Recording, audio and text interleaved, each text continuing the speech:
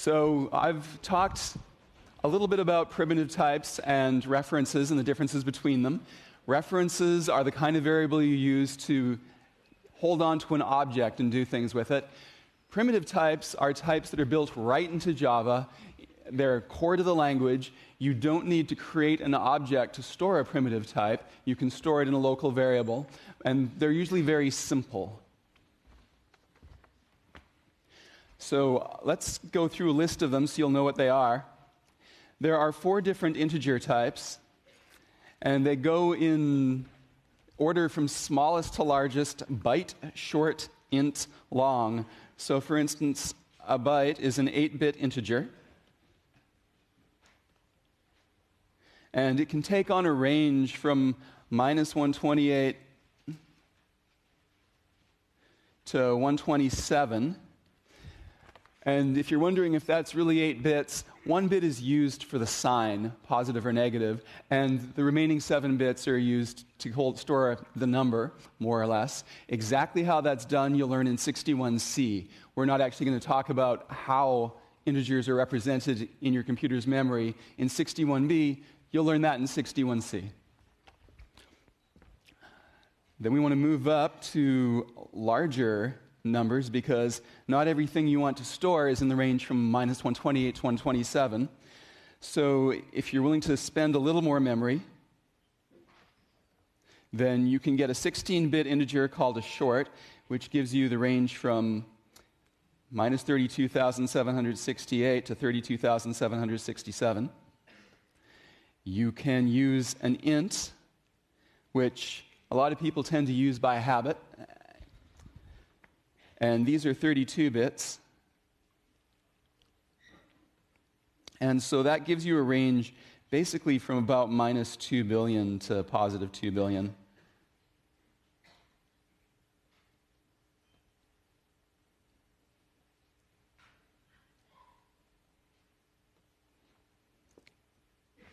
And finally, there are longs,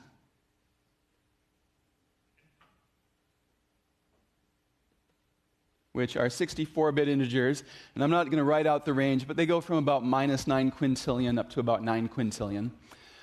And, you know, when you're writing code, you can't really go wrong by comparing just about everything along, except in the special case where you need to save memory and you're storing a lot of numbers. So if you're storing just a huge number of numbers, you might want to make them something smaller than a long. But for everyday use of ordinary numbers, the safest thing to do is declare most of your integer numbers to be longs so that you don't accidentally overflow by trying to store a number that's too big to fit in memory. Then we have the floating point types, which include the double precision floating point, which is a 64-bit floating point number.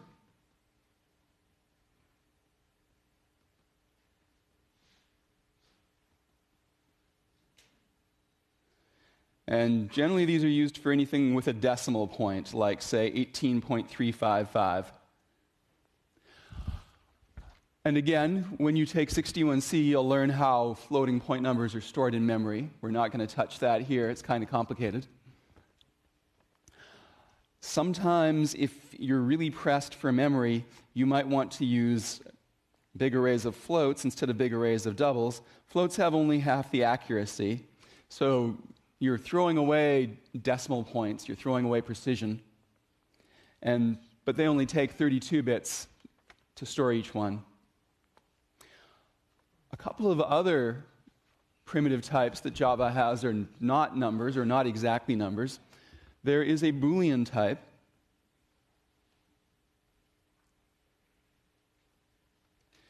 which can only take on 2 values. It's either true or it's false. And the words true and false are actually built-in Java keywords. So you can write a line of code that says B equals false.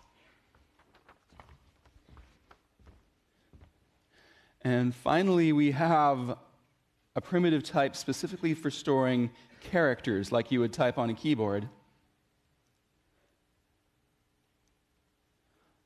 often pronounced char. In Java, chars are 2 bytes long. They're 16 bits, and they're not signed. You can kind of treat them as numbers if you want to, and in that case, they're never negative. They're always positive or 0. There are a few conventions for when you want to use numbers, what you need to do. One of them is that if you just write a number in a Java program like 12, Java is going to assume that that's an int unless you tell it otherwise. So if you want a long number, you actually have to add a little L as a prefix.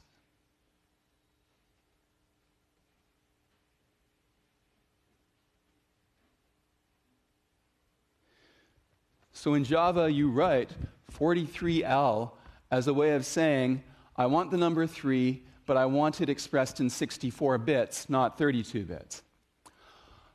You don't actually need that L in this particular line of code, but the reason you don't need it is because 43 is a really short number.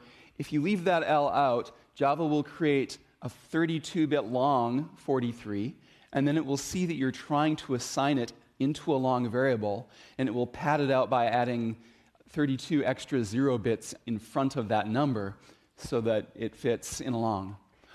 But if you weren't storing 43, if you were actually storing a really long number that's bigger than 2 billion, or it's too big to fit in an int, then you actually have to write that L.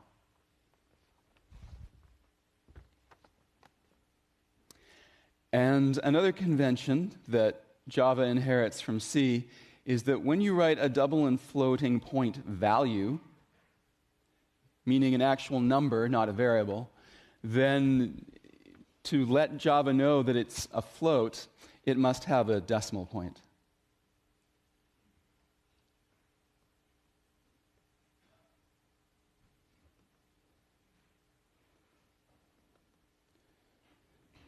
So for instance, you might write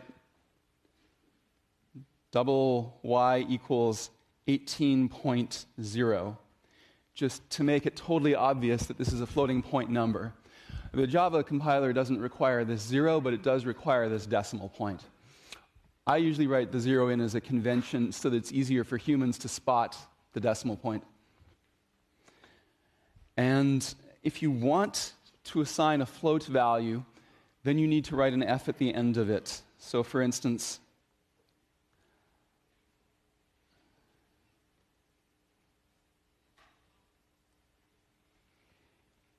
I want to write out the number 43.9, but I want to store this in 32 bits, not 64. Well, I write an F at the end, and that tells the Java compiler this is a 32-bit version of that number. Any questions about any of this? Yeah.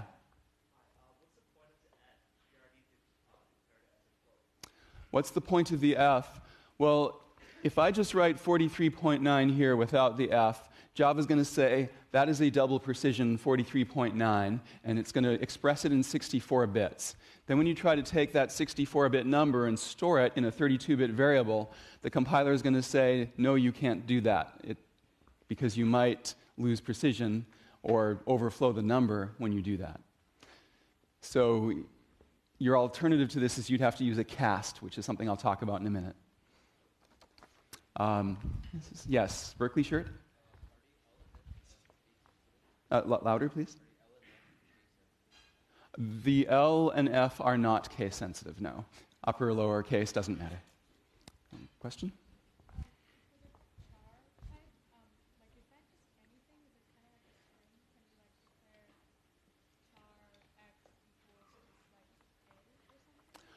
So it's not like a string.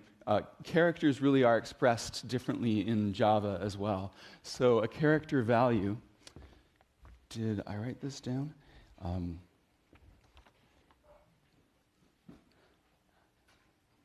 I guess it's coming later. But the way you do a character is by putting it in single quotes. And by the way, this is always actually the right quote or apostrophe that's used here.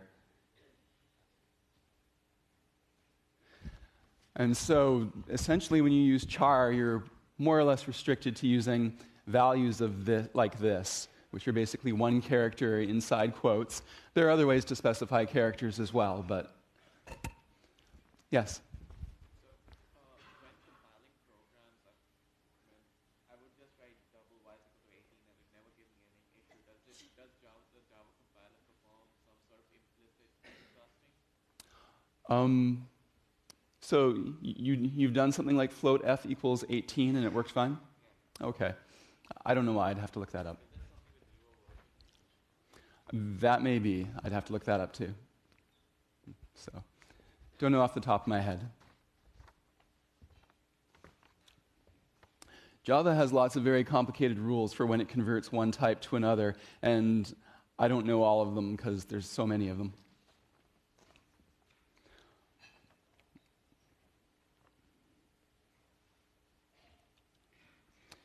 So we have two different types. There's object types, or references, and there's primitive types.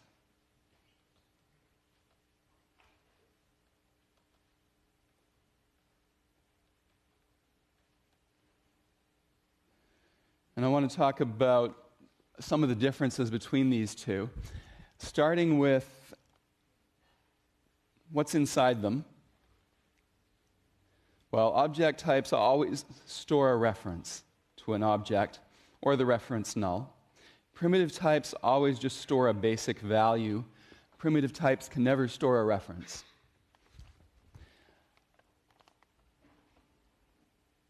How do we define these types? Object types we define with class definitions.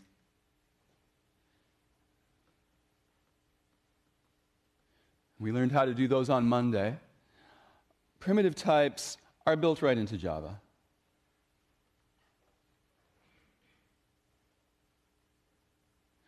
And like it or not, you can't make new ones. So, just the 8 I've told you about. How are they created? How are these values created in the first place? Well, object types are always created with the new keyword somewhere in your program, and followed by a constructor.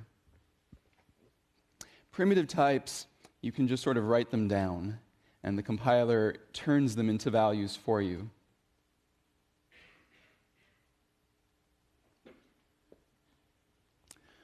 How are they initialized?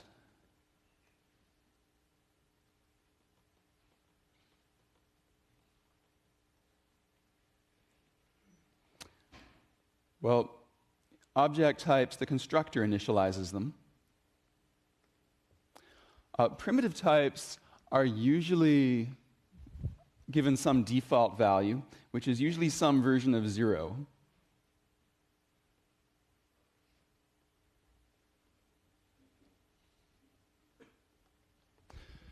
If the type is char, there is a 0 character, and if the type is Boolean, then false is essentially the Boolean version of 0. And how are these things used? Well, we call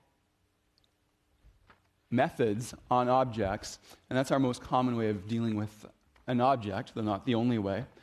Primitive types, we usually have operators that transform them from one thing to another, like addition and multiplication, and lots of other ones, which I'll try to go through all the more important operators next.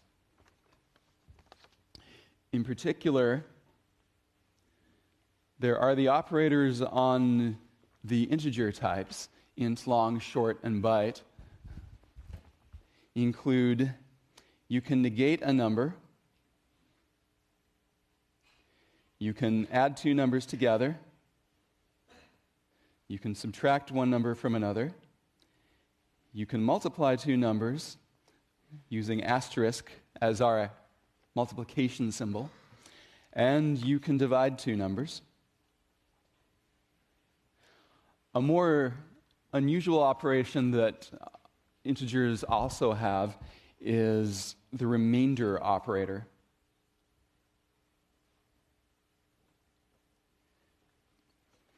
And so the remainder operator is connected to the division operator in the following way. With integers, the division operator always rounds down, or rounds towards 0, I should say. So if y does not divide x evenly, the result is always rounded closer to 0, so you get an integer.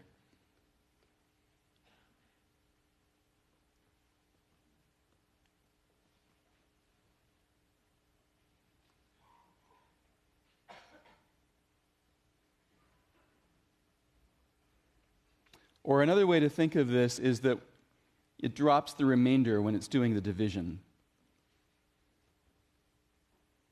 So if you remember how you did long division in school, you just do the division until you're left with some remainder that's smaller than the number y, and you stop there. The percent operator gives you that remainder.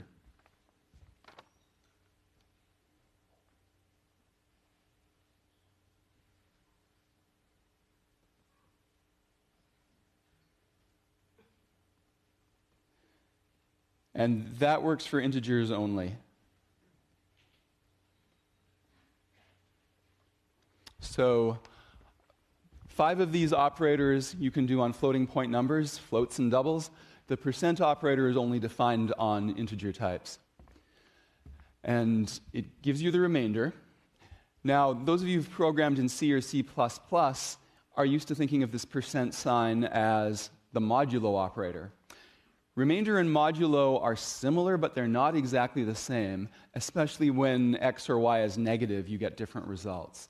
So what you're used to the percent sign doing in C, it does not do exactly the same thing in Java. It does something slightly different. So you have to watch out for that. Mm-hmm.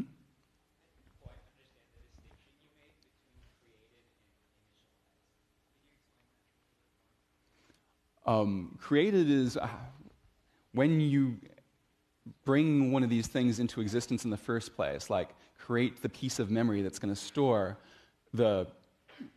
either the primitive type or the reference type. How does that piece of memory get initialized when it's first created? There's the difference between how does it get created, what do we do that causes that thing to come into being in the first place, versus how do we decide what gets stored in that piece of memory. So that's the difference between how created and how initialized. Mm-hmm.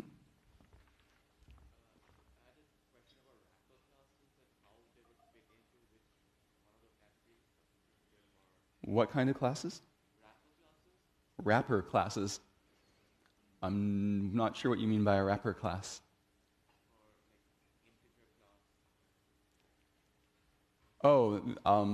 That's a whole other topic. I'd be happy to talk to you about that afterwards, but that's too big an aside. It's not something I have time to talk about today. Yeah. Is there no built-in x to the power of y operator? So there is no built-in x to the power of y operator in Java. There is a math library that has a power operator, but it's not built in. It's a library. Mm-hmm. And it's in the math class, by the way.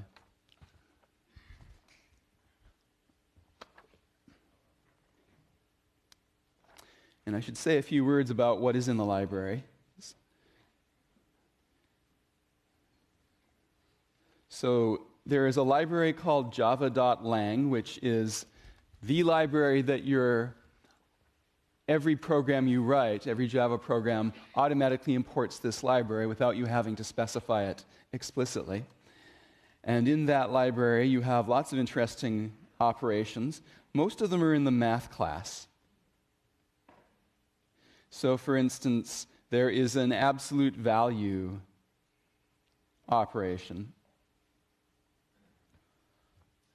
And there's a square root operation. There's a sign operation. All of the things you would expect when you're doing interesting math are in there. There's a few other things that you might find really useful sometime in a few of the other classes. one thing that comes up really often is that you read a number from the keyboard, like someone types in some digits at the keyboard, but you get that as a string. You don't get that as a number. You need to convert that string to a number. Well, there are classes that match each of the primitive types that have methods you can use, like the parseInt method in the integer class will take a string and convert it to a number of type int. So this is how you convert a string version of a number into an internal version of the number. And so likewise, for every primitive type, there's a corresponding class that will do that.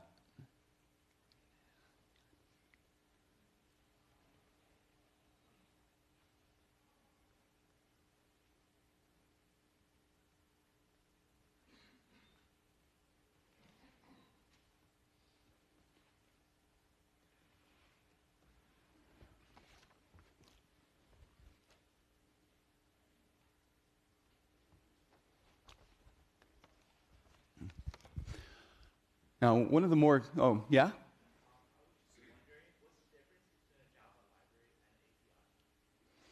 An API, the question is, what's the difference between a Java library and an API? An API is just a description of all the methods that are in the library that you can call. So API is the part of the library that is exposed to the user, so you know how to use it. Uh-huh. Can you say that louder, please? Why didn't we define the variable? I'm assuming that it's already defined. Well, that depends on whether or not you already wrote int x. I'm assuming that we did write int x somewhere previously in this program.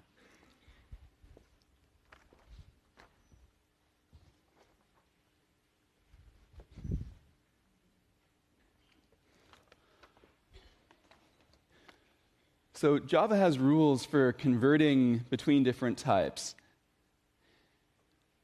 And one of those rules is that Java will allow you to straightforwardly assign integers to integers of longer types.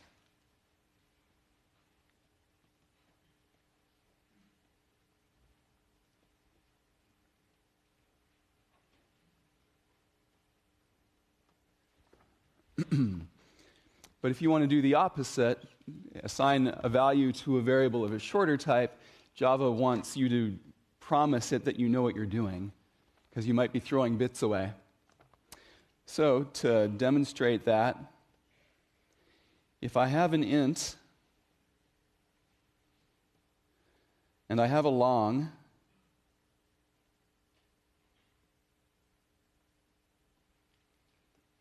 well, even though 43, Java interprets that as an int, you can store it to a long because a long is 64 bits, and therefore there's enough room to store a 32-bit number without changing it. And likewise, if you try to directly take the variable I, that's 32 bits long, and store it in L, then that works just fine, because L is 64 bits long and has room to store the whole int. But if you try to do it the other way around,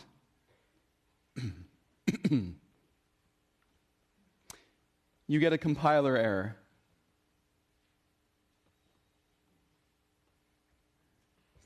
And the reason is that L is 64 bits long. It doesn't fit in a 32-bit variable. Nevertheless, maybe you know when you're writing your program that whatever number is stored there is always going to be 32 bits or less. And so or maybe you're willing to throw away the high-order bits because you don't need them for some reason. And so you want to go ahead and force Java to take that 64-bit integer and assign it to that 32-bit variable, even though it's going to throw half the bits away. You can do that. And the way you do that is you use something called a cast.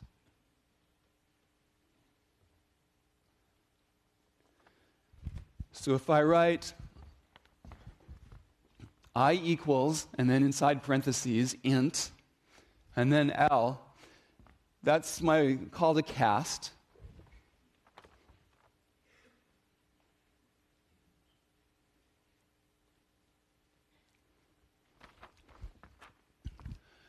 And that's basically your way of saying to Java, I know what I'm doing, go ahead and let me store this big number in that small space, and if I lose bits because of that, I'm willing to handle the consequences of that. And so if you make Java that promise, then Java will let you do that. So why won't Java just let you store a long integer into a short space? Well, Java is trying to save you, just like Jesus. But Java is much more efficient than Jesus. Java will show you the error of your ways today. Today is the day of reckoning.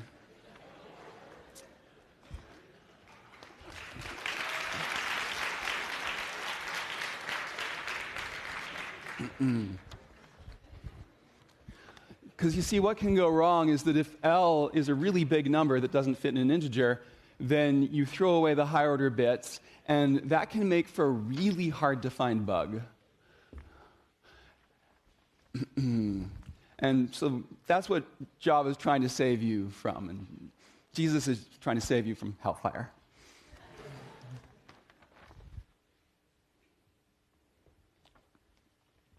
Similarly, if you want to go between float and double, if you take a floating point value and assign it to a double variable, that's fine. If you want to do it the other way around, take a double value and assign it to a floating point variable, then you might be throwing away bits, and Java wants you to tell it that you're willing to accept the consequences of that by writing out a cast. And if you don't write the cast, Java's compiler error message is a way of saying, maybe you're making a mistake, think about it.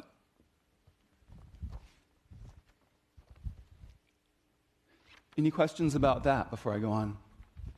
In the back?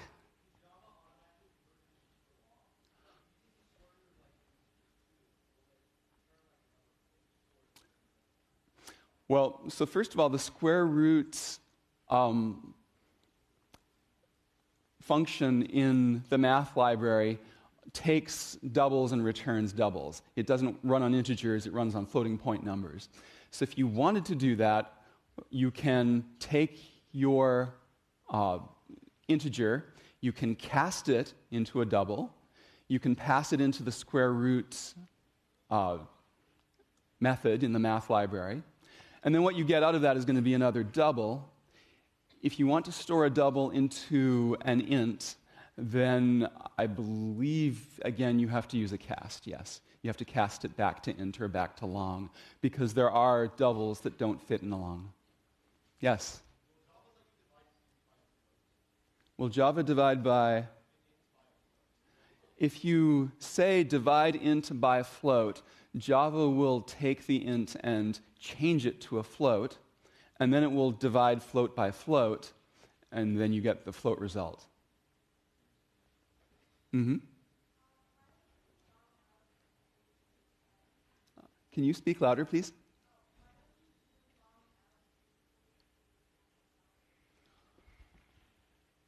Why don't I do long L? Up top?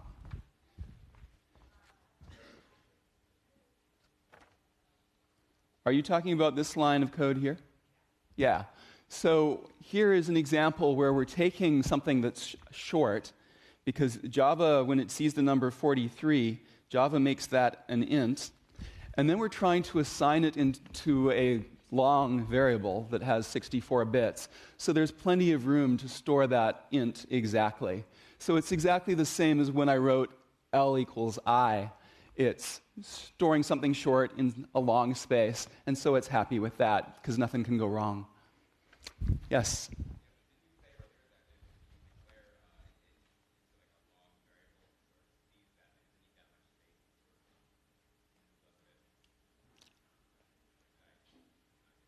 Can you give me an example of what you're talking about?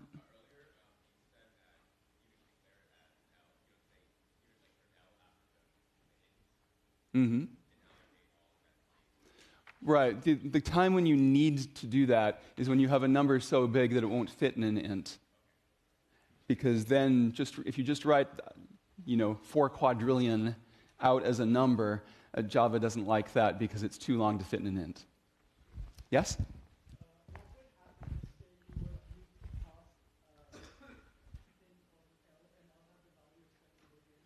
Mm-hmm.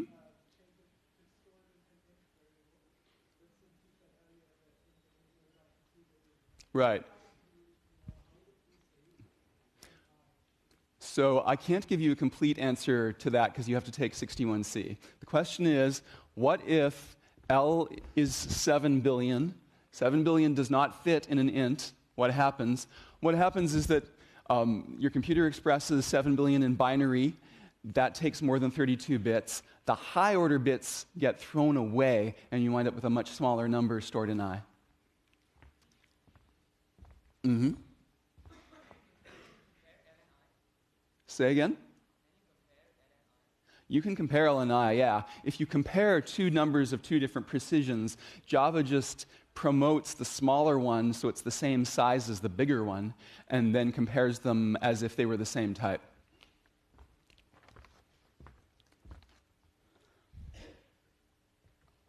I'm going to move on now to talking about Boolean values and Boolean operations. We're going to be using those a lot. Remember what I said before. There are two values, true or false. Every Boolean has one of those values.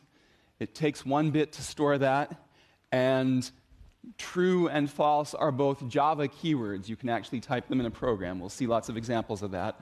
Before I do, though, I want to talk about the most important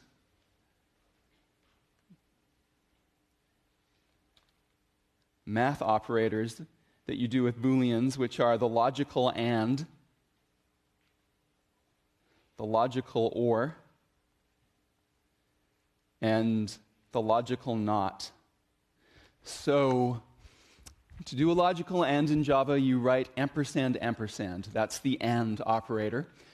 To do a logical OR, you write 2 vertical bars in a row. And the exclamation mark is our logical NOT operator. And so it would take a long time to write false or true for every one of these, so I'm going to abbreviate them, but note that in your Java program you can't abbreviate them. You have to write false or true out in full. So there's 4 different possible combinations of inputs that A and B could be. Some combinations of falses and trues. And A and B is true only if both A is true and B is true. Otherwise, it's false. A or B is true if either A is true or B is true. And it's only false if both A and B are false. And the logical NOT operator, the exclamation mark, just reverses the value false to true or true to false. What's more interesting as operators, though, are the operators that actually create Boolean values. Anytime you do a comparison in Java, when you compare two numbers, for instance, you're implicitly creating a Boolean value. So, Booleans, again, are created always, whether you know it or not, every time you use a comparison operator.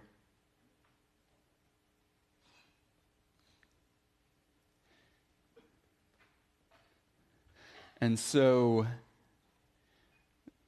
you have what you would expect, for the most part. So operators that mean,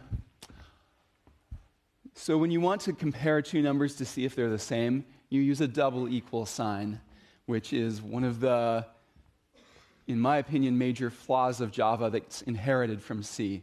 Is I wish C had used the single equal sign for comparison, but they don't. You need a double for equality. And it's a very common error when you're starting out programming Java or C that you forget and you use a single equal sign. Java usually gives you a helpful compiler error. C usually just lets you shoot yourself in the foot by actually doing something, some weird computation with that. You can also compare whether a number is less than another, greater than another, less than or equal to another, greater than or equal to another. And when you want to write not equal, we have this wonderful notation, not is an exclamation mark, equal, which is what we do because our keyboard doesn't have this symbol. Question? Python's what? Is. I don't know. I actually don't use Python, so I don't know what the is keyword does in Python. Anyone know? Is for identity. It checks to see whether two objects are the same. Oh, checking whether two objects are the same. Yes. In Java, it's a method called dot equals, and we'll cover that in a later class. Mm-hmm. What are the false values? Well, null, zero, false are all kind of analogous to each other. But Java is not like C. In C, you can use the number 0 as if it were false. Java does not let you mix 0 with false. Java is strict about that. Booleans, ints, they're not the same thing. So you can't do the C trick of taking some number and putting an if in front of it.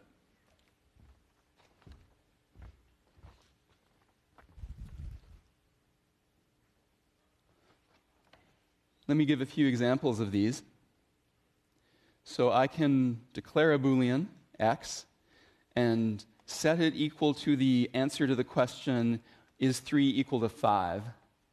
And of course, 3 is not equal to 5, so after I execute that line of code, x is now false. I can go on to ask the question whether 4.5 is greater than or equal to 4.5. And of course, yes, 4.5 is greater than or equal to 4.5. So now x is true. I can put expressions in. So I can ask, for instance, is 4 not equal to 5 minus 1? So I can throw in mathematical operators before I do my comparison. And I can even compare Booleans with each other. So I can ask the question, is false equal to the answer to whether or not 3 is equal to 0? And 3 equal to 0, that's false. False equal to false, that's true.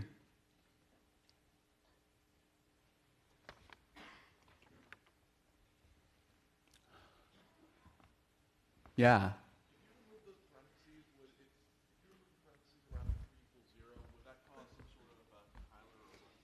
If you remove the parentheses here, it will try to do false equal 3 first, and that will give you a compiler error. Yes. Mm-hmm.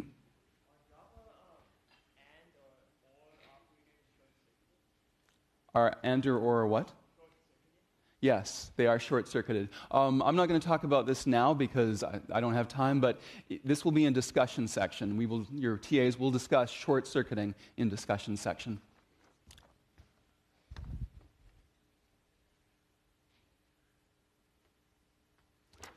So the reason why we want conditionals usually, the reason why we want Booleans usually is so that we can use them in conditional statements like if statements. So let's learn about if statements. You probably know what an if statement is. It uses a Boolean expression to decide whether or not to execute a piece of code.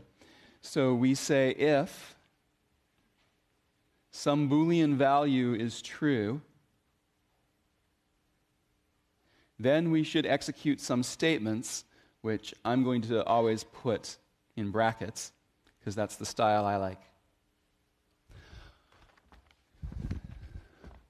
So, again, Bool value can be an expression inside those parentheses, but it has to be an expression that simplifies down to a Boolean in the end.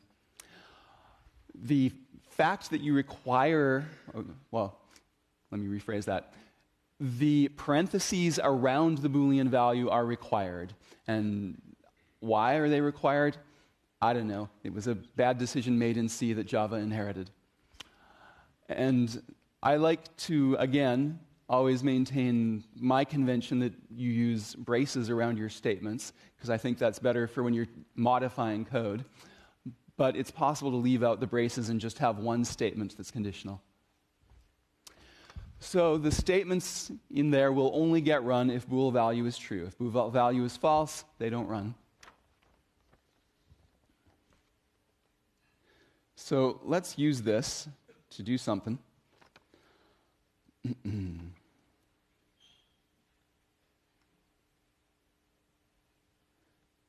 going to draw this out a bit by using a Boolean variable,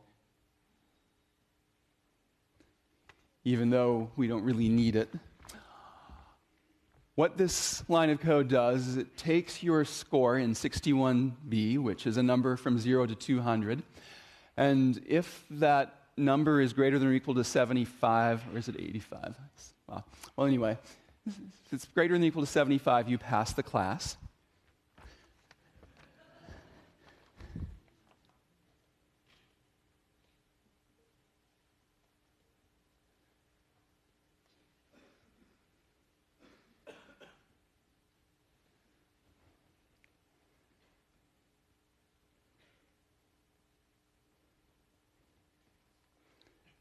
You can also have what's called an else clause after your if clause is over. And the else clause gives you some instructions that you're going to execute only if the Boolean is false. So in other words, if we reach this point, that means that your score is less than 75.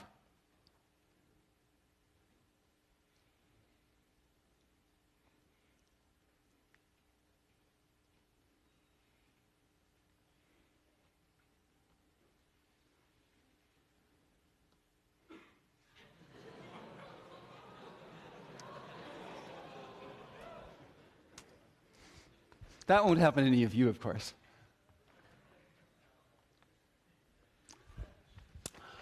To get more interesting effects out of these, you can do several things. You can nest an if clause inside another if clause, and you can daisy chain if-else clauses together so that you can choose between lots of different possibilities instead of a few.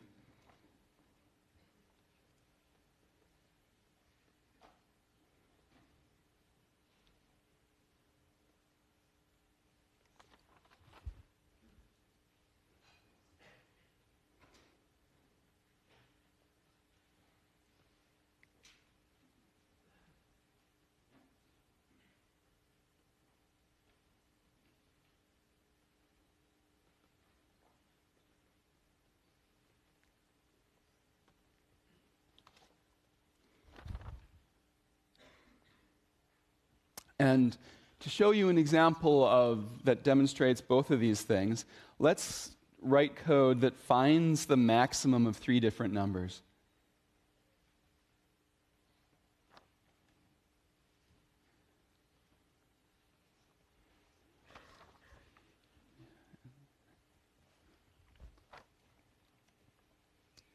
So here's my logic. First, I'm going to compare 2 of the numbers, column x and y. If x is bigger, then I know y is not the maximum, so let's compare x to z.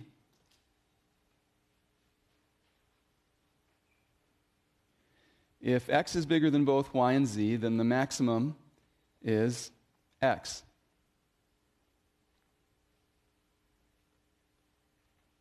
If x is bigger than y but not bigger than z, then the maximum is z.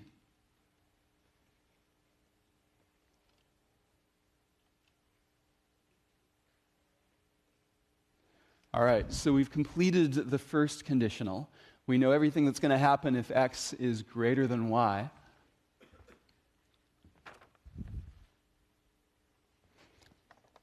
If x is not greater than y, then the next thing we do is we compare whether y is greater than z. Because now we know that x is not the maximum. It must be either y or z.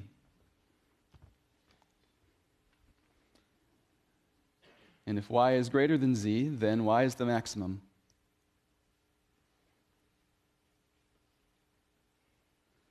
Otherwise, z is the maximum.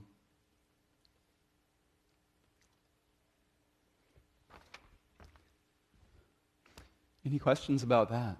Mm-hmm. Does Java just not have an else-if statement, and that's why you have to do it like that? Is there no way to say, if something happens, then you execute this first line, else if, you execute else if a boolean, then you execute the next line, et cetera, et cetera, to get sort of an else that executes if all the ifs and else-ifs fail? Java does not have an else-if statement. Java does have a switch statement, which I'll talk about shortly, which sometimes, but not always, allows you to choose from a whole bunch of different conditionals all at once. So, yes? Daisy-chained is the term I use for when I do this. So, I'm just coming out of an else clause, and I immediately do another if to test a second possibility now that I know that the first possibility has failed. Yes? It was in the last example, but you had the output convention rather than like some print or like return or something. Is that a return value that returns that string?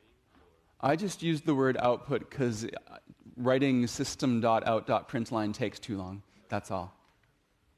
Mm-hmm. Other questions?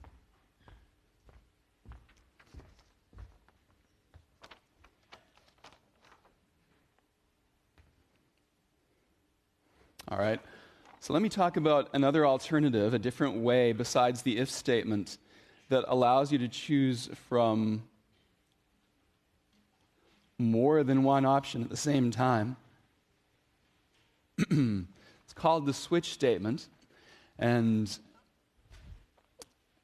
switch is somewhat limited. You don't use arbitrary Booleans. What you do is you take a primitive type and you can compare it to a whole bunch of different values all at once and branch based on which value it has. So for instance, let's suppose that we have an integer called month.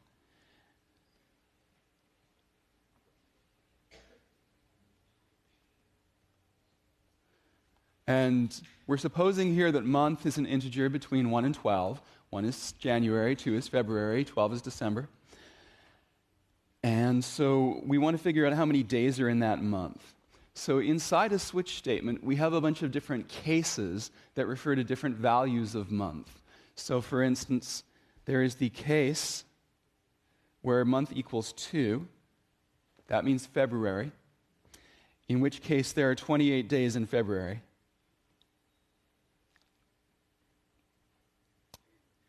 And so I write my code that assigns the number of days, and then I end this particular case with a break statement. The break statement tells Java this case is over, don't execute code from this point on. But then we can write another case.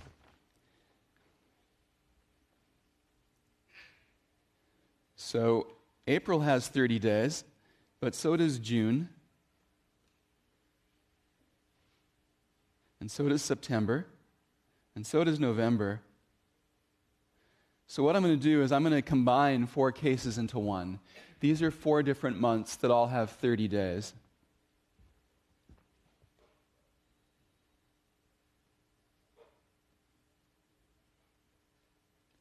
And so for all 4 of those cases, I do the same thing. I set the variable days equal to 30, and then I'm going to have a break statement that breaks out of there so that I don't execute any more code after that point for those 4 months.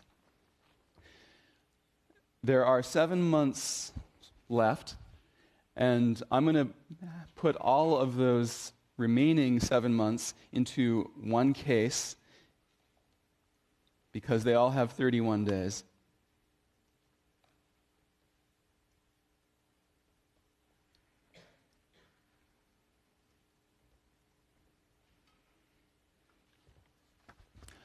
And so the way I did that is I wrote a default case The default case is the case that gets chosen if all of the other cases didn't happen.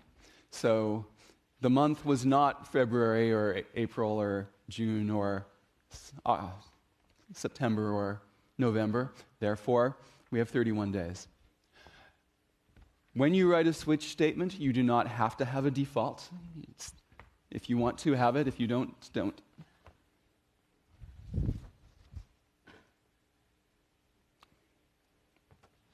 So again, the break statement jumps to the end of the switch statement.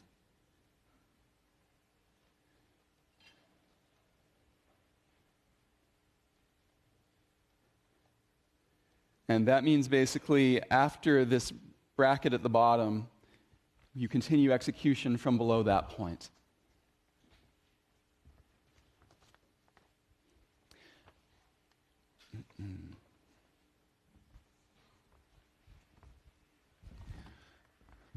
So what would happen if you left out this break statement is that in these cases, 4, 6, 9, 11, the code would just keep on going through into the next case and start executing that case as well.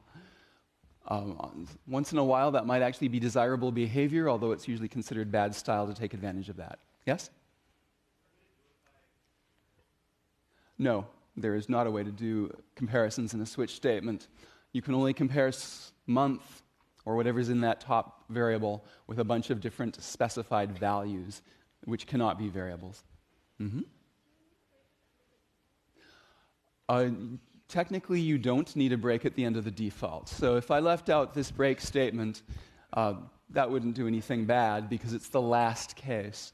But there's a good reason to put it there anyway, which is when you write a program, you want to write the program so that it's easy to modify and change.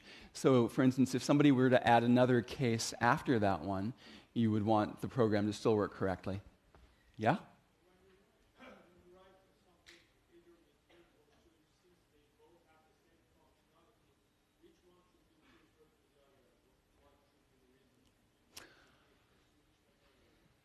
If you have a choice between a switch and an if that have the same functionality, usually you judge which one is easier to read.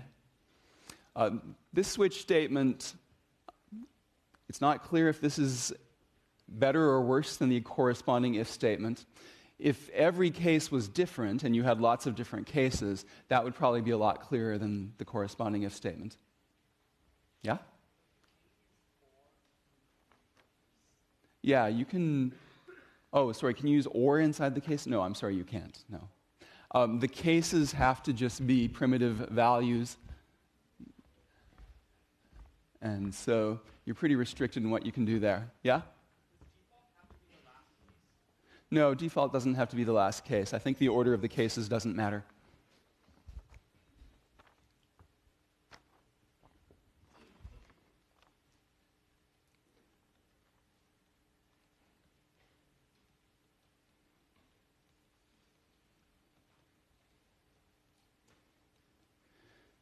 So I want to talk about return next.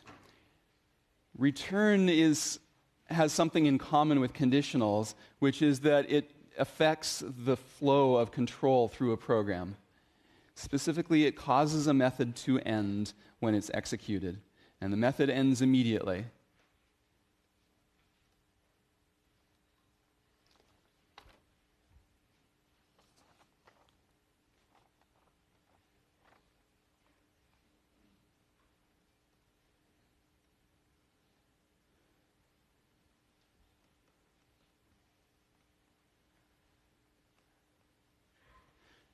So when you execute return, the method ends, and the method that originally called that method gets control back and continues executing.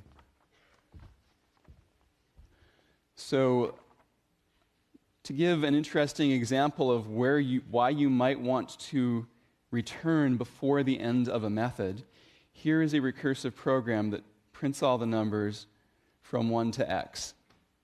This is obviously not the most efficient way to print the numbers 1 to x, but it gives you a sense of how more interesting recursive stuff could be done.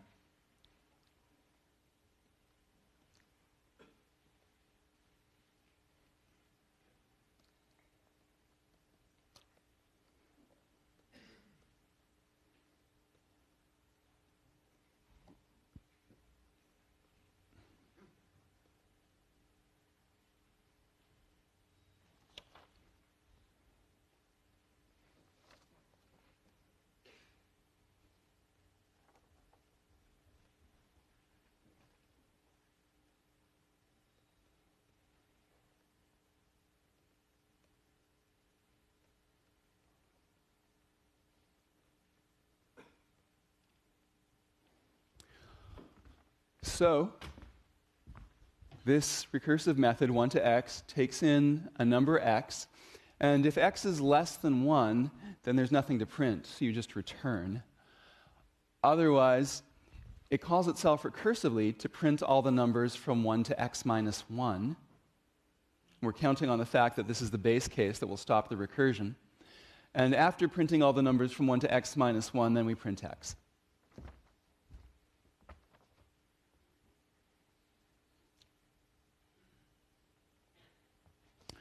The return keyword serves a dual purpose. It's also the way by which a function returns a value.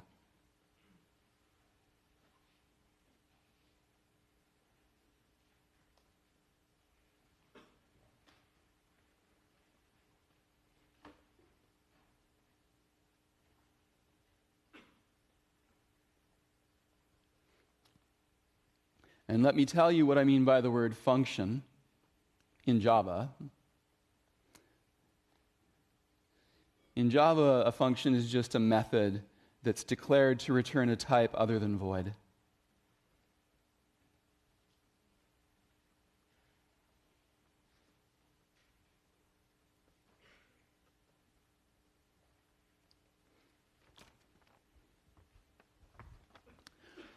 So, for instance, let's go back to that code we looked at for figuring out how many days there are in a month.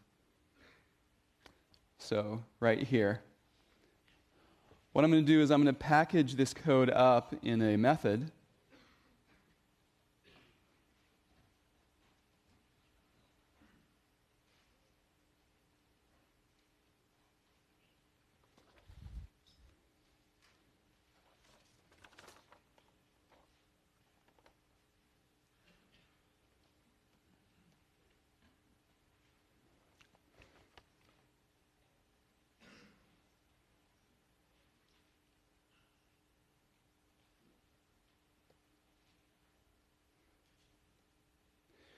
And instead of assigning 28 to some variable days, I'm just going to return 28.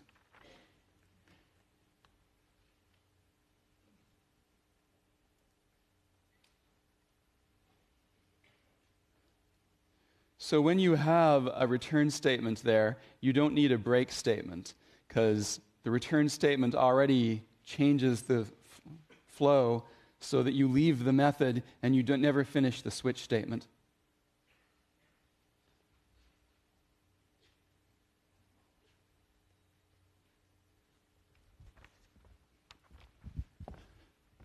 And so this way you can break out of the switch statement by returning instead of breaking. And that breaks you not only out of the switch statement, but out of the whole method.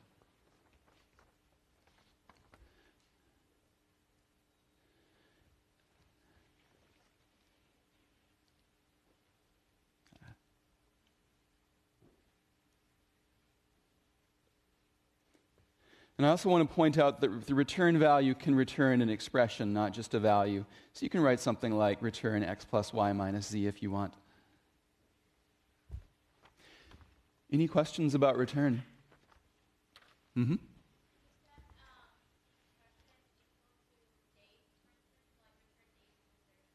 Yes. So if in that case you're returning a Boolean type. If you write return days equals 30, then your return type has to be declared to be Boolean. But you can do that. Or did you mean a single equal or a double equal? Okay, yeah. What I said then. Mm-hmm. If you use break, you can't use break to return a value. In the recursion? Yeah. In that, there you could have used, there you could have used break, I think. No, you can't. I'm sorry, no. There's nothing to break out of there.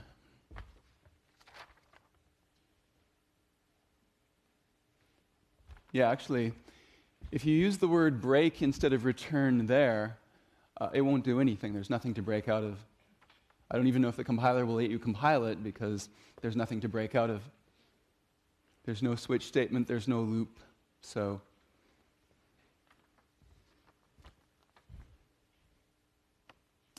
and speaking of loops, that's our next topic.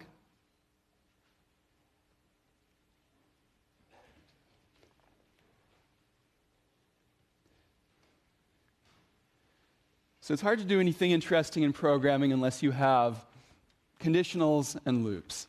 So we're going to get both of those out of the way today. A while loop, well, a while statement is very much like an if statement in Java. They're written in almost the same way. The difference is that the while statement will keep executing the same code over and over again as long as the condition is true. Whereas an if statement executes it at most once.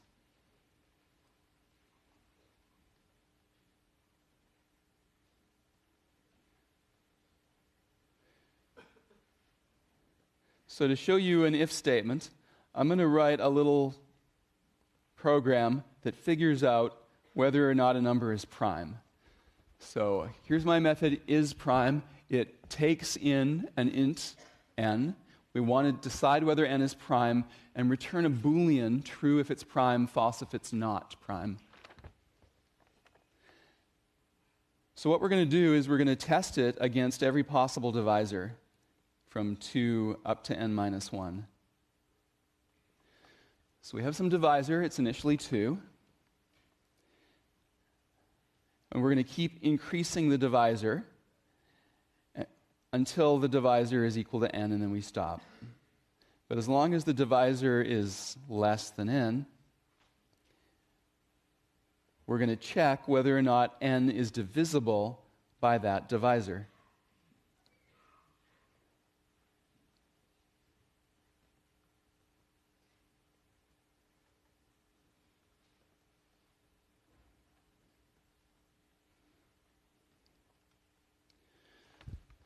So you'll notice I've used the remainder operator here to figure out whether or not my number n is divisible by the test divisor, apparently divisor.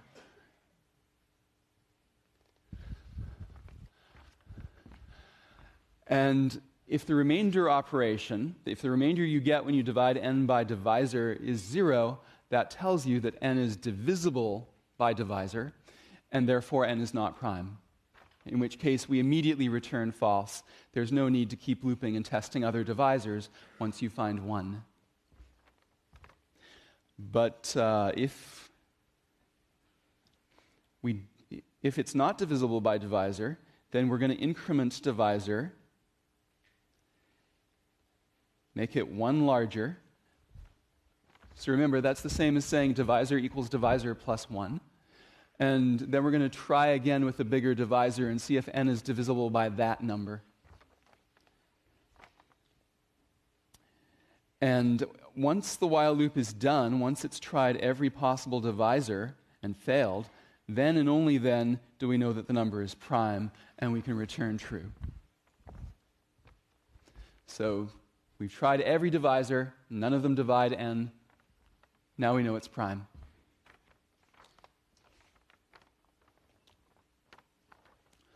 So let's come back to the while loop.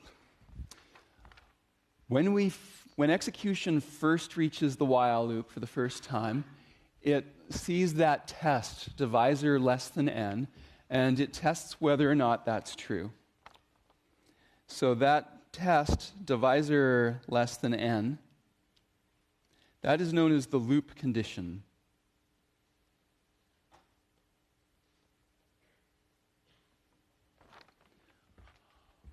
One thing a while statement shares with an if statement is that if the loop condition is false the first time you get to it, you don't execute the loop even once. There's no rule that says the loop body has to be executed at all. It's only executed the first time if that condition is true. But if the condition is true, then we go ahead and we execute everything inside these braces. And so this stuff here is called the loop body. Inside braces. So if the loop condition is true, we go ahead and we execute the loop body. And when we get to the end of the loop body, we go and we test the condition again. And if the condition is still true, we jump back and do the loop body again. And then we test it again, and we keep looping until the loop condition is false.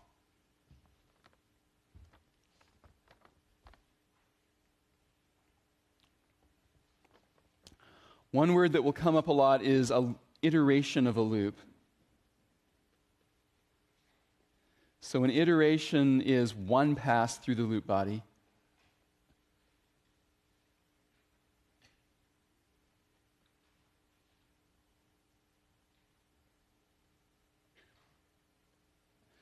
And so if this method goes all the way to the end, it does n minus 2 iterations. And again, if the value we start with is 2 or less, then that means the while statement is going to be false the first time we test it. And so the loop body won't iterate even once.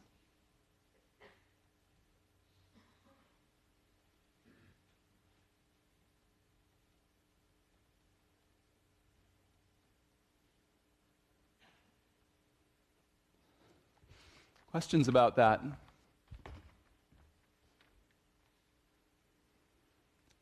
Yeah.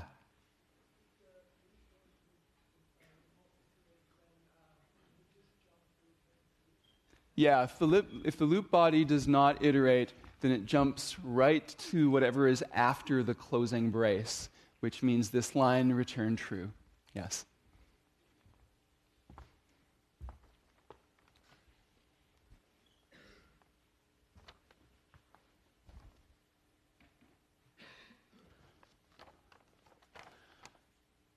There's another kind of loop. Well, there's a couple of other kind of loops besides while loops. Another one is called a for loop. A for loop is basically a shorthand way of writing certain kinds of while loops that people would write all the time. And so what I'll do is I'll show you what a for loop means by showing you how it gets transformed into an equivalent while loop. So in a for loop, you write for open parenthesis, 3 different things inside these parentheses. First, you put some sort of initialization, which usually initializes a variable that you're going to use for the loop condition. Then you put the loop condition, and then you put a sort of next expression whose job is to update the loop variable. And then you put whatever statements you want to execute inside the loop. And that is equivalent to the following while loop.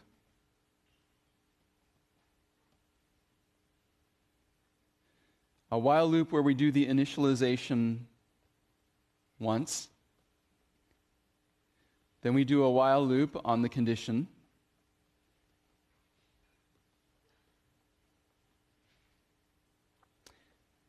And then we have the statements inside.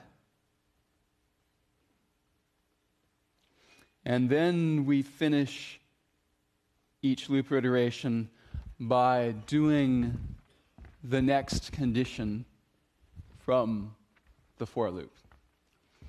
So whenever you see a for loop, you can mentally transform it into a while loop that will help you understand exactly what it's doing. So what I'm going to do is I'm going to go back and shorten my primes program here a little bit by using a for loop instead of this while loop.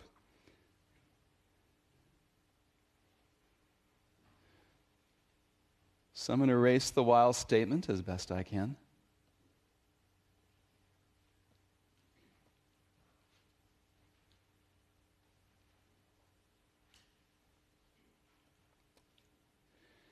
And replace it with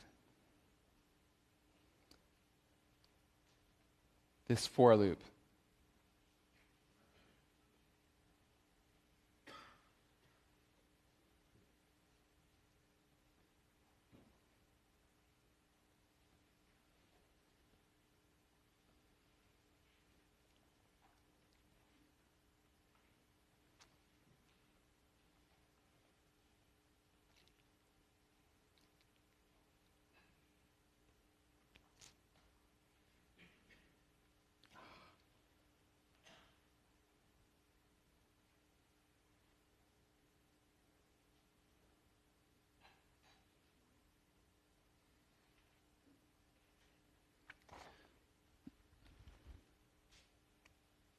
All right, so by putting this for statement there, I can eliminate this initialization, because now the initialization goes inside the for statement. And I can delete as well this increment of divisor, because now I've taken it and I've put it inside the for loop. And so the for loop is handy in a way because it puts together all the information you need to see to understand how many times this loop is going to iterate total and how divisor changes each time you iterate. So this code now with this change does exactly the same thing as the code I had before with the while loop.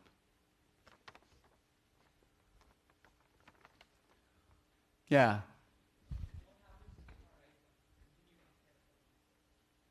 If you what? I'm going to talk about the continue statement later. We're not there yet, but I'll talk about it probably in the next lecture or two.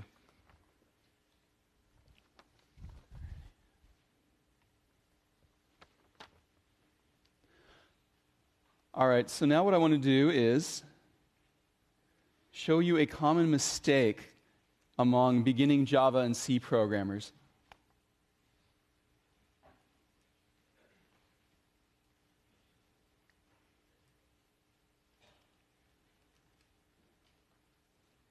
To illustrate this common mistake, I'm going to write a little program that prints all the primes in the range from 2 to n, but the code I'm about to write has an error in it. See if you can spot the error.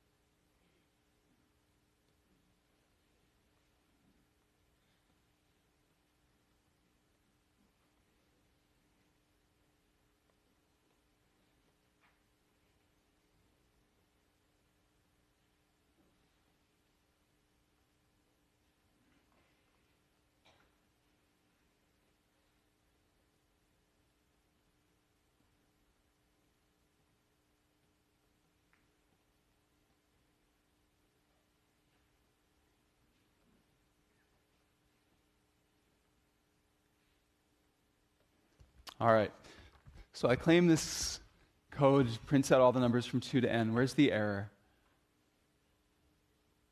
Yes, sir.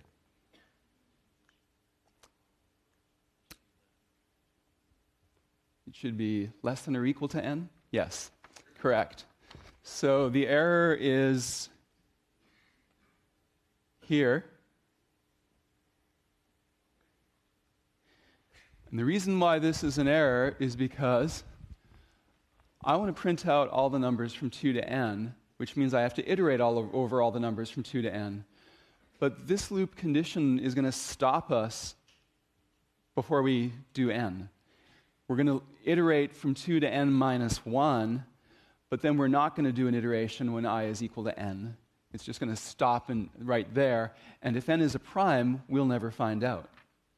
So that is wrong, and the correct thing to do is to use the conditional I less than or equal to n, and that makes sure that we include a loop iteration for n and find out whether or not n is prime.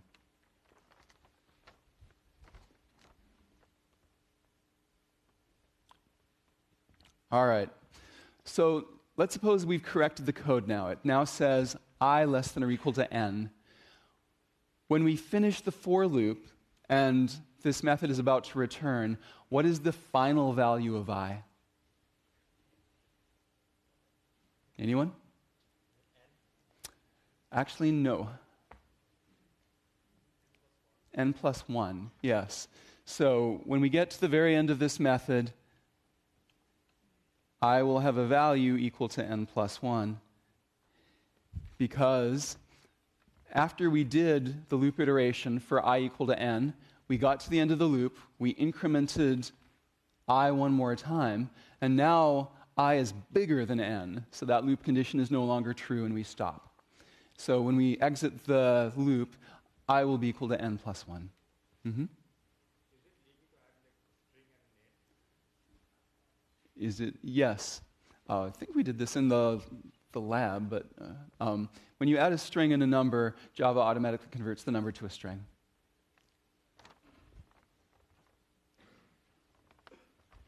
All right, we'll talk more about iteration later, but right now I want to have something interesting to iterate on. So let's learn about arrays. An array is an object storing a numbered list of variables.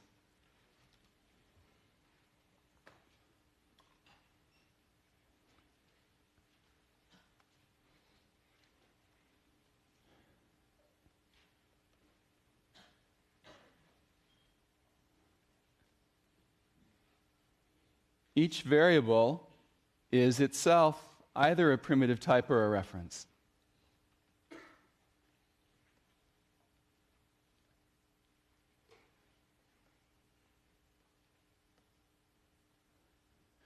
And the variables are always indexed from 0 in increments of 1. So for instance, an array of characters would look like this.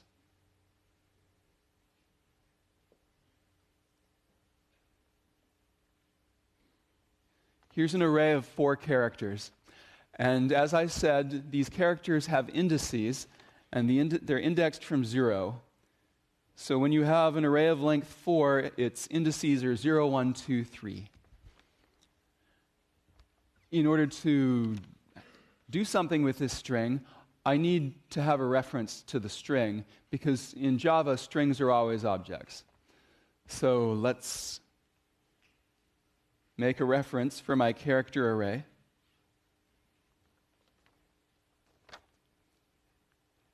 And now what I want to do is, I've drawn this picture of an array of characters and a reference pointing to it. I want to write the code now that creates this. So I got to start by having some place to store the reference to the array. And here's how I get that. I declare a variable called C, and the type of C is array of characters. That's written char, open bracket, close bracket. Got to use square brackets. Now, this reference can reference any array of characters.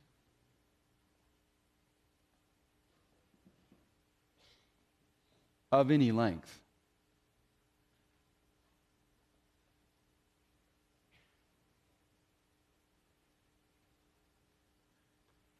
So C does not decide how long the array is going to be. C can point to an array of any length as long as it's an array of characters. Now that I've got that reference, I want to actually create the array of characters. And just like with any object, you create it with the new command. What you put after the new is a little weird, though. You don't put a class name, you put something like this, char4. So this says, please allocate for me a brand new object, which is an array of 4 characters. And so that creates this object and assigns that reference to point to that object.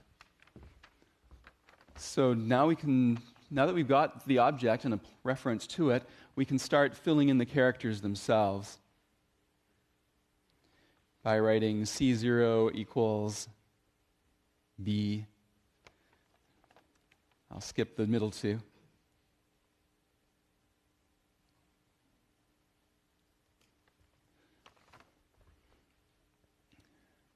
And so this is how you assign values to members of an array.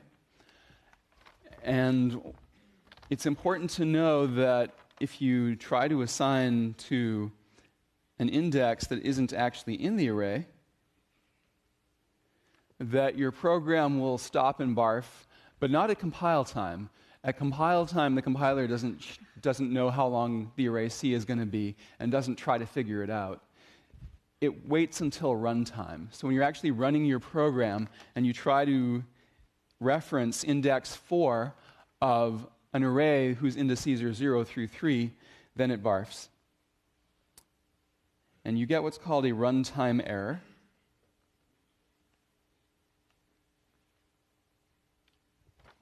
To be precise, the runtime error you get is called an array index out of bounds exception, and that's one word in Java.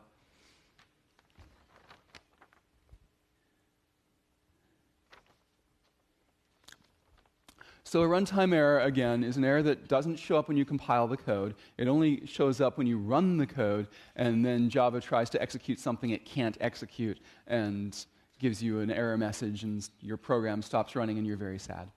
Yes? Before you assign characters to each of the slots, is it just empty, or what would happen if you were to check that? Like before you assign D to C and 0, if you were to check what C0 is, it would just say Before you assign characters, whenever you construct an object, including arrays, every field or element in that object gets initialized to some version of 0.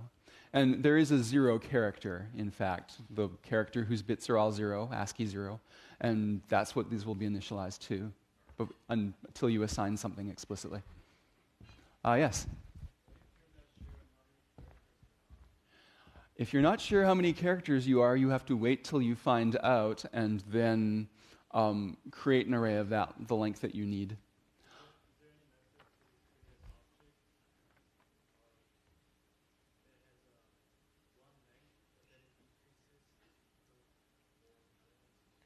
So arrays, you can't change their size. Once you allocated an array, it's that size forever. If you later discover that it's too small and you need a bigger array, you need to allocate a new array, copy all the stuff from the old array to the new array, and get rid of the old array. Yeah. Oh, go ahead, please. Is there a way to do the BLUE all in one step, or do you have to go C0? There is a way to do the BLUE all in one step, but I'll show you it later. Not today, another day, soon. Mm-hmm.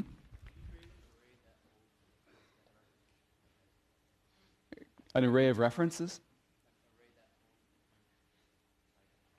Yes, you can create an array that references different types of objects. I'll show you how to do that in a later class. Yeah. A single character string is completely different from a char. They are not the same animal at all. How do you what? Well, they're different classes, for one thing. A string is of class string. A bunch of chars is of either class array of chars. Mm-hmm. Why isn't a char a native type? I don't understand the question. So why isn't a char like an int? Or, A char is like an int. It's a primitive type. then why do you need to declare an object? You only need an object if you want an array of them, if you need more than one in one place. I'm going to move on, sorry, because I don't want to run out of time. When you have C referencing an array, you can look up the length of that array, because every array has a length field that tells you how many elements are in it.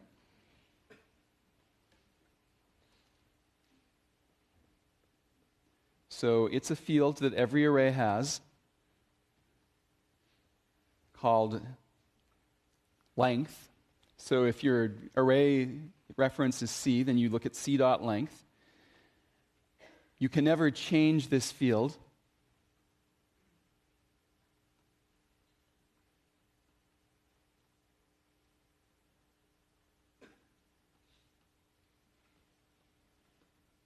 Because if you try, you'll get a compile time error.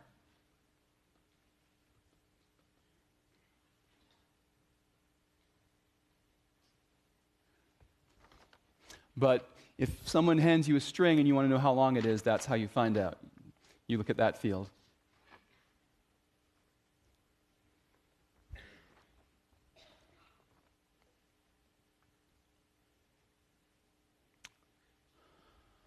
So I want to use arrays now to do some useful work.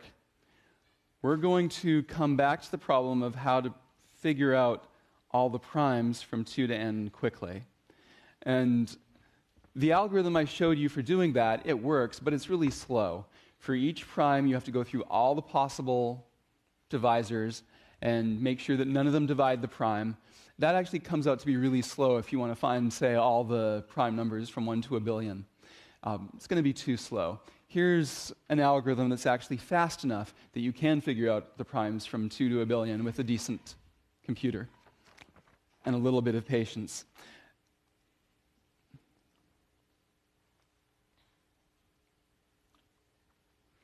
We are going to use an ancient algorithm called the sieve of Eratosthenes. Eratosthenes was an ancient Greek mathematician and the inventor of geography, apparently, who also invented this algorithm. The idea of the algorithm is that all of the integers are assumed prime until proven composite. Composite is the opposite of prime. It means it's composed of prime factors. And for each prime factor, for each possible prime factor, we're going to go through all the larger numbers and eliminate the ones that are multiples of that prime factor. In other words, we're going to mark every non-prime we're going to mark as non-prime every integer that's divisible by a given divisor. So let's get started on this method.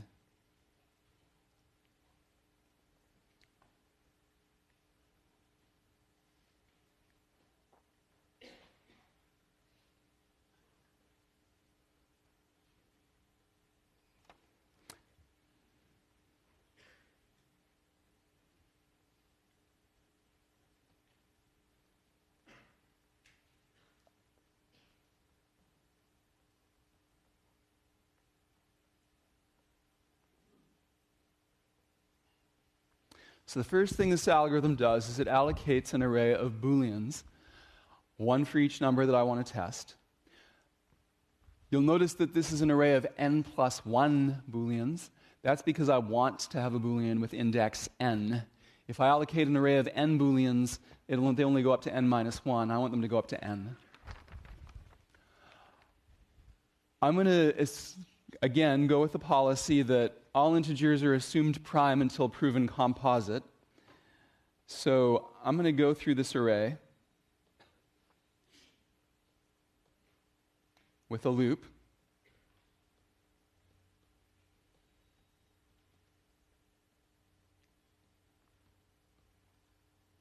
And set every entry in the prime array to true from 2 to n.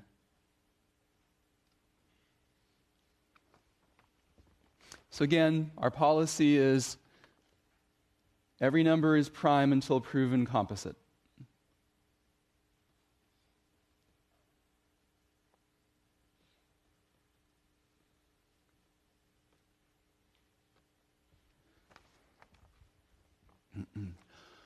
So from here, what we're going to do next is we're going to iterate through all of the possible prime divisors from 2 up to the square root of n. And we're going to use the prime array to know which of the small numbers are prime when we're canceling out large numbers and finding large numbers that are not prime.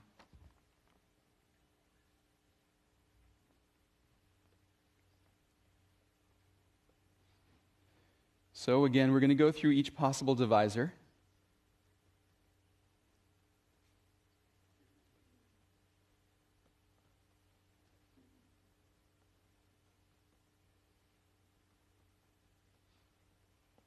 Up to and including the square root of n.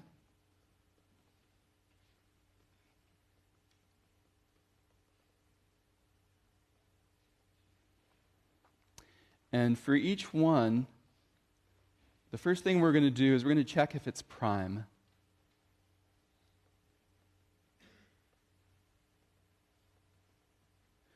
And the reason why is to figure out which numbers are prime, we don't have to test a number against every possible divisor. We only have to test it against the prime divisors. So if a divisor is prime, what we're going to do is we're going to mark all the multiples of that divisor as not prime. So we have a loop that goes through all of the multiples of divisor, starting with 2 times divisor.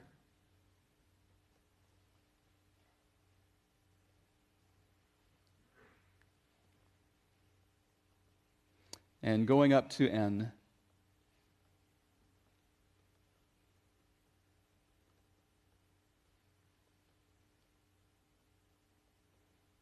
And for each multiple of a prime divisor, we're going to mark that multiple as not being prime.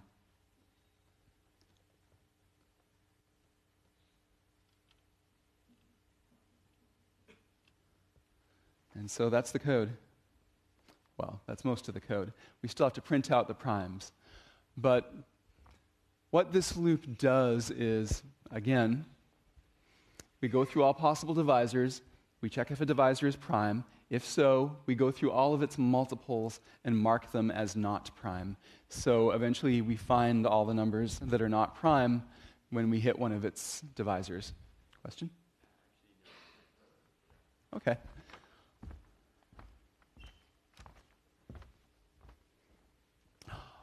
A question you might want to ponder today after you go home is, why is it that we only need to check the divisors up to the square root of n?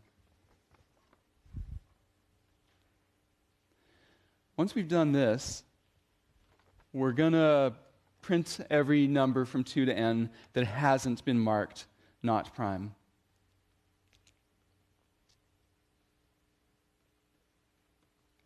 This part's pretty simple.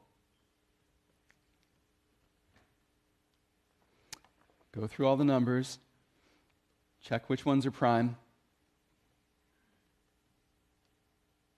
print them out.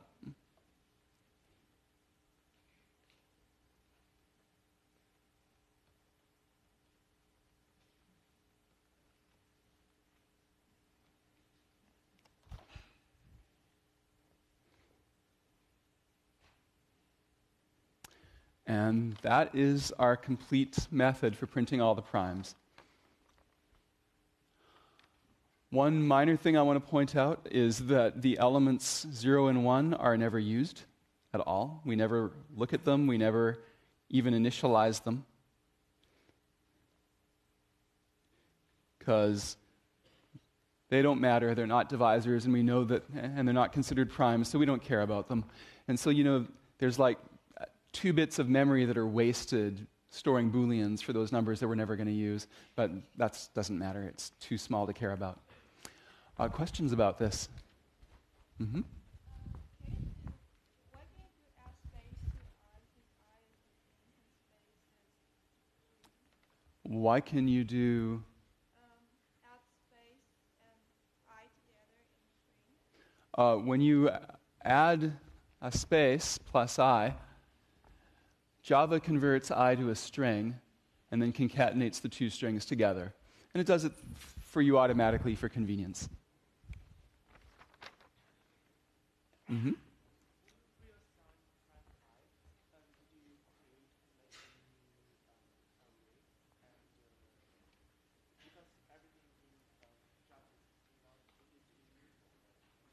Not everything in Java is immutable, just strings. Most objects in Java are not immutable. Strings are kind of an exception. This is very mutable, yes. Arrays, you can change them all you want. Mm-hmm. Mm-hmm. For the part with the nested for loop, where do you use the variable I twice in both for loops? Where do you think that happened? For the nested for loop, what about using I twice? Like, where do you use I in both for loops? I don't see... you do need to keep track of what divisor you're using when you do I, so I do need another variable, yes. Yeah, I don't know how to do that with just one variable.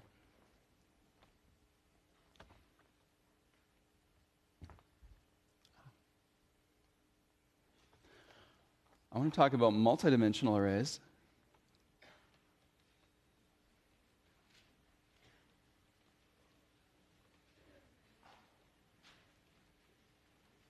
So a two-dimensional array is an array of references to arrays.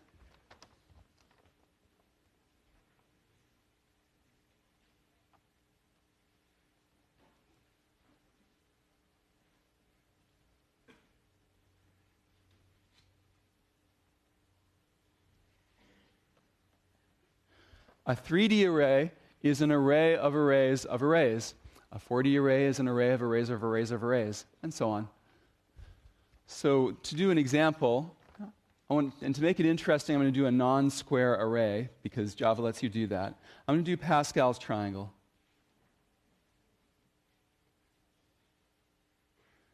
So what is Pascal's triangle? Maybe some of you have seen it before in recreational mathematics. The idea is that you start with a few rows that look like this. So row 0 is just the number 1, and row 1 is 2 ones in a row. As you go down the pyramid, you're going to have a triangle that gets bigger and bigger as you go down. You're always going to have ones on the leftmost column and the rightmost column. Between those columns, you assign numbers by adding the two numbers above them immediately to the left and the right. So the reason there's a 2 here is because 1 plus 1 equals 2. The next row, I'll have 1s on the outside. I'll add 1 plus 2 to get 3. I'll add 2 plus 1 to get 3. The next row, I'll have 1s on the outside. I'll add 1 plus 3 to get 4. I'll add 3 plus 3 to get 6. 3 plus 1 to get 4. And so on. So here's row 5, just so that we've got enough for some intellectual usefulness. Now, Pascal's triangle has an application to understanding polynomials, specifically the coefficients of polynomials. For instance, row I of this pyramid represents the coefficients of this polynomial, x plus 1 raised to the power of I. And let me give you an example of that, just to make that concrete. If you take x plus 1 to the 4th power, you get x to the 4th plus 4x cubed plus 6x squared plus 4x plus 1. And the coefficients of this polynomial are exactly the numbers right here in row 4 of Pascal's triangle. 1, 4, 6, 4, 1. So let's look at a little code that creates Pascal's triangle for us. And to save a little time, I've just written the code out here. So this code, it works with two-dimensional arrays, and in fact, the return value you can see is Pascal's triangle n is going to return an array of arrays of ints. This will be a two-dimensional array of ints. The very first line of code declares a variable, pt for Pascal's triangle, and that's where I'm going to store our return value, but we need to build it first. To get started, what I'm going to do is I'm going to allocate an array of n arrays of ints. So here's what that looks like. I've got my variable pt here, which is a reference that can reference an array. So let me put an array here. Let's suppose for now that n is 5. So I'm going to allocate an array of length 5. Each entry in this array has space for a reference to an array of ints. I haven't created that array of ints yet.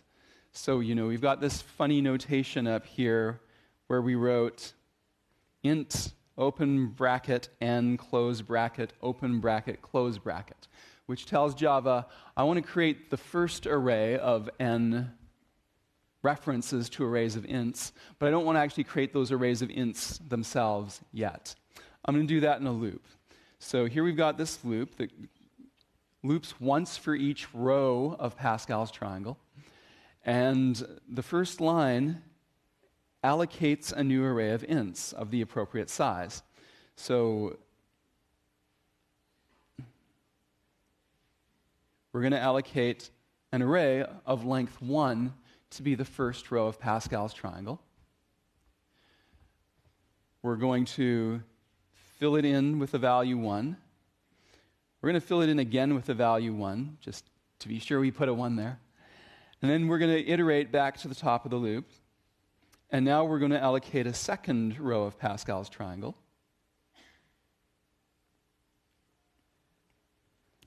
And we come to this line of code, which puts a 1 in that first spot. We come to the inner for loop, which still does nothing because I is equal to 1, j is equal to 1. Is 1 less than 1? No, so we don't iterate. We just jump ahead to this line of code here, which puts a 1 in the second box. And now we iterate again. We allocate a third row of Pascal's triangle, of length 3 this time. We put a 1 in the left box. Now, for the first time, we're actually going to execute the inner loop. So this for statement here now finally gets its inner loop executed, and that inner loop is the part that sums up these two numbers here together and writes the result into that box. And that's all the inner loop does on that pass. So now we come to this line of code, which writes a 1 again in that right spot. Now we iterate the outer loop yet again. We allocate another array of ints and store it in the array of arrays of ints. We set the left element to 1. We go through the inner loop, which adds 1 plus 2 to get 3, adds 2 plus 1 to get 3. So this time the inner loop iterates twice. And then we come out of the inner loop, we execute the last line of the outer loop body, putting a 1 there. And then we iterate again. I'll do this one more time. So we put a 1 in the left box. The next box is 1 plus 3 is 4, 3 plus 3 is 6, 3 plus 1 is 4, and put a 1 in that final box. And that's what our final array object will look like. And you'll notice this is essentially a two-dimensional array, but it's not a rectangular two-dimensional array. It's shaped like a triangle. And so Java lets you do weirdly shaped 2D arrays like that if you want. There's also an easier way to get square rectangular arrays, which I'll talk about probably on Monday. And that's it for today. Thank you.